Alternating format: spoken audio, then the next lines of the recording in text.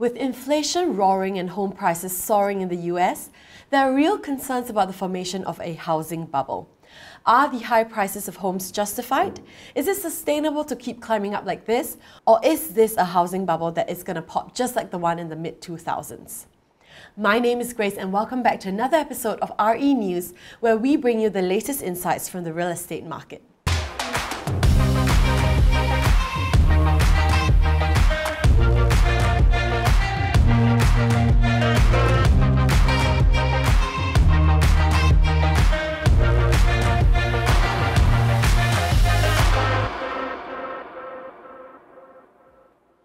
Today, we look at the housing market in the US and compare the situation there with the one here back at home.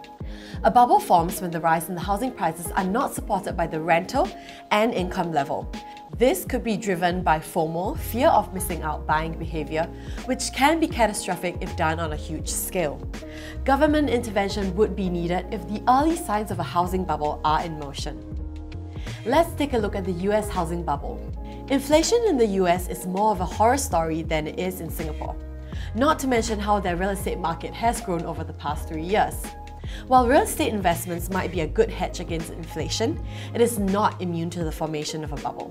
When buyers pile into an asset class due to FOMO or a high volume of emotional transactions with little to no holding power, that is a sign of an unhealthy bubble growing. Many financial institutions, investors, and even the central bank are worried about the formation of such a housing bubble.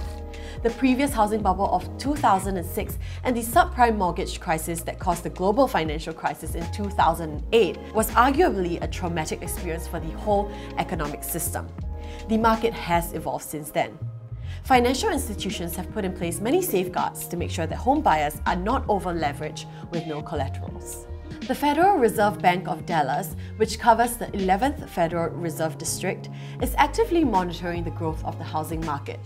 They have an exuberance indicator and price ratios with rent and income growth accounted for. The numbers in the chart are adjusted for inflation.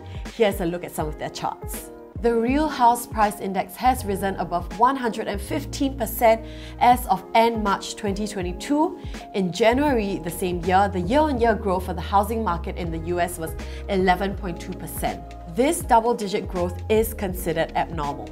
While some investors might be laughing their way to the bank, it is a worrying sign for regulators and financial institutions.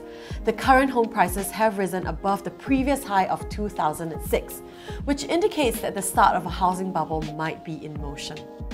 Looking at the chart, the shaded area on the chart covers the time when the housing price is above the 95% confidence interval for exuberance.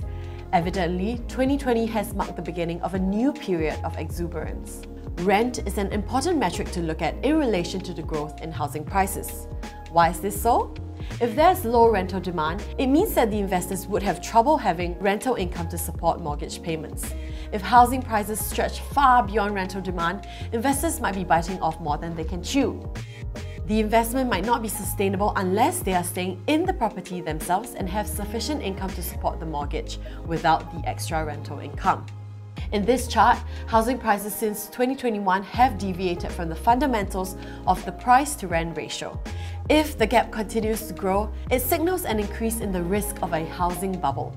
Above and beyond these numbers, this also means that housing has become increasingly unaffordable for Americans. With housing prices rising exorbitantly and rentals climbing sky high, people from marginalized groups would be less able to afford housing options. We can think of the price-to-rent ratio as the first layer warning of a housing bubble. It is a leading indicator that tells us ahead of time the health of the housing market. If the price-to-rent ratio is the first layer warning system, then the price-to-income ratio is the second layer warning for the housing bubble. As mentioned, rent and income should always grow in tandem with housing prices. This ensures affordability for the high mortgage payments. In the case of the 2006 housing bubbles, there were warning signs from more than 3 years prior to the crash that the growth in housing prices were unsustainable. From the orange shaded area, you can see early warning signs since 2002. After 2004, it was clear that housing prices had outgrown income levels. We see prices in 2002 creeping close to the upper bound of the exuberance indicator. Perhaps we are not in a housing bubble now, but given the steep trajectory of the curve, we might be in the very early stages of forming the bubble. The market is rather different now. One can hope that the regulators will take faster action if the housing market shows signs of unsustainable growth. The US is experiencing the rapid rise of housing prices, mostly in supply-constrained areas. Thus, it is not an across-the-board raging bubble as of now.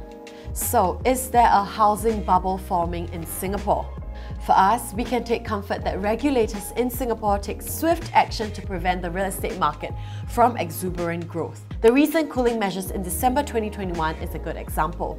Regular cooling measures prevent the market from getting too hot and reduces the risk of a large correction. Just to get a sense of the real estate market health, we look at SRX index for property prices and rental prices. We then take a look at a separate chart for income growth. The property price index for non-landed private property has seen tremendous growth since 1995, the start of the index, to present. January 2006 is indicated at 73.1 at the base of the mass acceleration upwards. The rental price index for non-landed private property starts in January 2006. As you can see, the subprime mortgage crisis is also reflected in both markets, represented by the steep correction from the sharp run upwards. Generally, we see support from the rental market in terms of price. The rental market is rising in tandem with the non-landed private property prices. Over the past 2 years, the rental prices for non-landed private condominiums and apartments grew 11%. Yet, transaction volumes remain steady with some seasonal tapering. The question is if the rental market can continue to stomach higher prices. The rental price index has recently surpassed the previous all-time high of 134.4 with a reading of 136.9 in April 2002. If rental demand slows down in terms of transaction volume, we might see a formation of a peak in rental prices. Undoubtedly, the inflation story has a large part to do with the real estate market. Be it prices of homes or rentals, inflation is a core driver. In the chart, inflation is plotted against another rendition of the rental property index. We can visually identify that the two lines are rather closely correlated, with inflation sometimes giving the lead indication from the direction of housing prices. From 2012 to 2014 and from 2017 to 2018, inflation numbers were declining or stagnating a few years in advance of housing prices. Plotting the residential property index against the average monthly wages, we can see the natural cyclical fluctuations in wage levels. This is typical of hiring cycles reaching its peak around the start of the year. Here, we want to point out two things. Housing prices exhibited exponential growth from 2020, whereas wages have only grown logarithmically. Wages grow faster at lower levels and decelerates at higher levels. Housing prices have done the opposite. Their growth accelerates over time with a faster speed at higher levels. Given these differences in growth rates, housing prices would outpace wage growth if there is no timely intervention from regulators.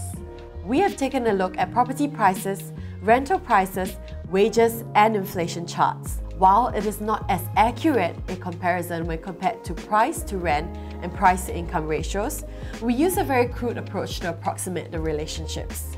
Nonetheless, we still hope that the insights generated are useful for anyone looking to participate in the real estate market. There might be a moderate risk that we are at an early stage of forming a real estate bubble. While inflation might drive prices up, properties will soon become unaffordable at the current rate of growth. Unless wages grow at the same rate, it will be very difficult to sustain the current pace of property price growth. If you wish to know more about how the Singaporean real estate market is doing, you can reach out to our experts at Property Lim Brothers. We hope this helps on your property journey. This is Grayce. Thank you for joining us on another episode of RE News.